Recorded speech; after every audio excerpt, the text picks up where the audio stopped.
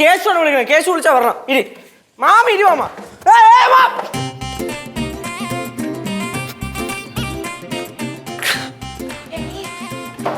പൊക്ക് പൊക്ക് ഇരുത്ത്.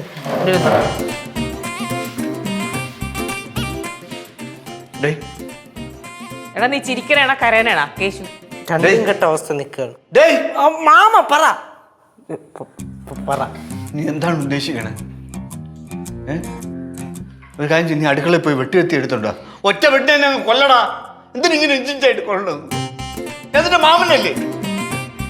അമ്മ സത്യമായിട്ട് ഒന്നും അറിഞ്ഞോണ്ടല്ല. ചെയറ് വലിച്ചെടുത്തപ്പോ ഞാൻ വോയിസ് കൂടിപ്പോയി. മാമനടുത്തല്ലോ ഞാൻ പറഞ്ഞ, അതിന് മുമ്പ് കയറിയിരിക്കുക. മാമ സത്യമായിട്ട് അറിഞ്ഞുകൊണ്ടല്ല, എല്ലാം യാദൃശ്യമായിട്ട് പറ്റണയാണ്. അല്ലെങ്കിൽ തന്നെ ഇന്ന് മാമന് വീഴ്ചയുടെ ദിവസമാണ് മൊത്തം. ഇന്നല്ല, കുറെ ദിവസങ്ങളായിട്ട് മാമന്റെ വീഴ്ചയുടെ ദിവസങ്ങളാണ്. അതെ ഉണ്ട്. സോറി, മൊത്തത്തിൽ വീഴ്ചയാണ്. ഇനി ഞാൻ ഇല്ല, ഞാൻ തീർന്നു, ഞാൻ ചത്ത്. ഒന്ന് കൂളാവ ശ്രീ.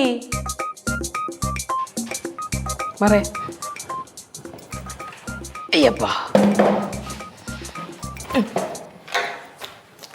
ഹലോ, റെസ്റ്റോറൻറ്റ് തുടങ്ങാൻ പറ്റുമോ?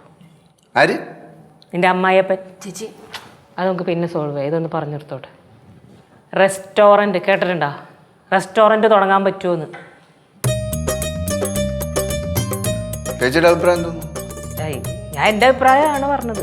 ഇനി നീയാണ് അതിൻ്റെ മറുപടി പറയേണ്ടത്. അല്ല, ഈ റെസ്റ്റോറൻറ്റ് എന്നുള്ളത് നല്ലൊരു തീരുമാനമാണ്. ആണല്ലോ, പൊളി ഐഡിയ. പൊളിയല്ലേ? നല്ല ഫുഡ് കൊടുക്കണം. നല്ല, അതാണ് ഞാൻ പറഞ്ഞു പറഞ്ഞത്. നല്ല അടിപൊളി നല്ല ഫുഡ് കൊടുത്തിട്ടുണ്ടെങ്കിൽ കാട്ടിലാണെങ്കിലും ആളുകൾ വണ്ടി വിളിച്ചു വരും. അത് കറക്റ്റ്. സെറ്റ് ഐഡിയ, അടിപൊളി ഐഡിയ. ഞാൻ എൻ്റെ ഒരു പരിചയത്തിലൊരു ആളുടെ കടയുണ്ട്. സാധനങ്ങളൊക്കെ അവിടെ സെറ്റാണ്. നമ്മളൊരു പെട്ടെന്ന് കുറച്ച് കാര്യങ്ങൾ അറേഞ്ച് ചെയ്താൽ നമുക്ക് ഒരാഴ്ചയൊക്കെ കട തുടങ്ങാം. അപ്പോൾ കുക്കറാ? കുക്കറും ചീനച്ചട്ടിയും എല്ലാം ഉണ്ട് അവിടെ. Chef mama. ഷെഫ് ഷെഫാണല്ലേ ഉദ്ദേശിച്ചത്?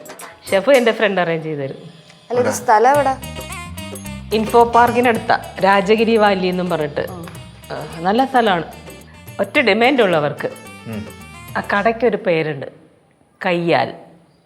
ആ പേര് നിലനിർത്തണം, അത്രേ ഉള്ളൂ.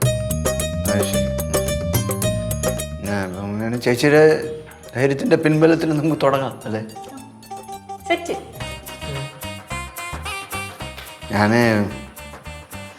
ഞാന് തെറ്റിദ്ധരിച്ചു പോയിച്ചു.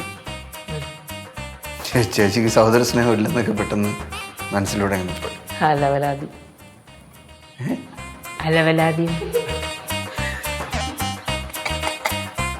അതെ, സ്വീറ്റ് അലവലാതി. ആര്?